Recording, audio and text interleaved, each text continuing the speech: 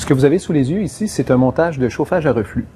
Ça sert à chauffer une substance ou un mélange et à recondenser les vapeurs qui pourraient se former ici. Ce qu'on a ici, c'est un réfrigérant et on voit de la condensation dans le bas du réfrigérant. En principe, tout ce qui se forme comme vapeur devrait se recondenser ici, retomber dans le ballon. Comme ça, on n'a pas de perte de liquide et on peut chauffer comme ça bien longtemps sans avoir à rajouter de solvant, sans perdre de solvant dans l'atmosphère de la pièce. Je vais vous expliquer comment construire un montage de chauffage à reflux. Pour faire un montage de chauffage à reflux, ça prend un support universel ou statif, des pinces pour attacher la verrerie, un endroit où on va mettre ce qu'on veut chauffer, typiquement lorsqu'on fait une réaction, un ballon,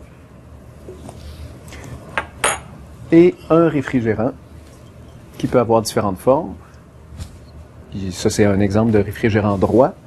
On en a des plus minces, des plus longs, et on en a aussi avec des formes différentes à l'intérieur, là où circule l'eau. Ça, c'est un réfrigérant à serpentin. Pour l'exemple ici, je vais prendre le réfrigérant droit avec un diamètre un petit peu plus important. Ça prend aussi des tuyaux à travers lesquels l'eau va circuler et une source de chaleur. On peut choisir différentes choses, ça ne change pas grand-chose, mais la source de chaleur que je vais utiliser, c'est un brûleur. Sinon, j'aurais pu utiliser un manchon chauffant ou menthe chauffante, ou alors un contenant que je chauffe qui contiendrait de l'eau, de l'huile, du sable. On peut faire un chauffage avec un chauffage de reflux avec toutes sortes de choses comme source de chaleur. Bon, donc, comment on procède? Bien sûr, on va fixer nos pinces pour tenir notre ballon.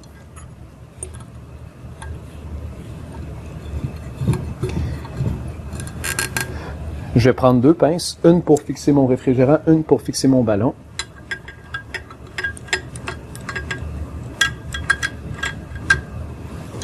Ensuite, je peux... en fait, si j'avais quelque chose à placer ici, parce que si je fais un chauffage à reflux, c'est probablement parce que je chauffe quelque chose. Donc, là, je placerai ce que je veux chauffer ici avant de placer mon réfrigérant.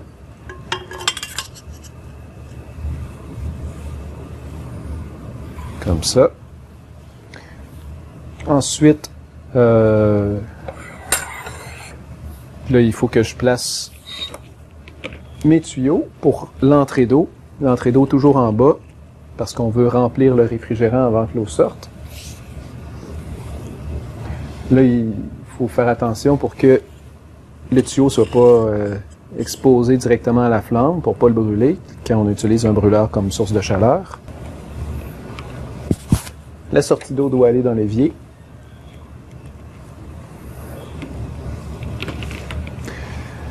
Et voilà, ceci est un montage de chauffage à reflux. Maintenant, si je veux utiliser un brûleur, je peux utiliser, pour diffuser la chaleur du brûleur, un anneau métallique et un grillage amianté qui va diffuser la chaleur du brûleur. Et là, j'ajuste le grillage amianté pour qu'il soit collé au ballon. Si je veux avoir une chaleur assez intense, ça va quand même diffuser la chaleur. Si je veux chauffer un peu moins, là, je pourrais l'éloigner, mais pour une chaleur intense, on fait ça. Et finalement, il me reste juste mettre le tuyau de gaz et allumer mon brûleur.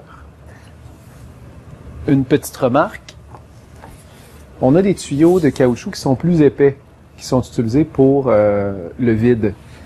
Étant donné que ces tuyaux-là sont plus rigides, c'est moins pratique quand on veut juste faire circuler de l'eau ou du gaz. Donc, préférez les tuyaux flexibles pour ce type de montage-là. Une fois que votre montage de chauffage à reflux est prêt, avant de le démarrer, il faut bien sûr utiliser le réfrigérant à Bonaccia, c'est-à-dire partir la réfrigération avec de l'eau. Vous voyez, le réfrigérant se remplit.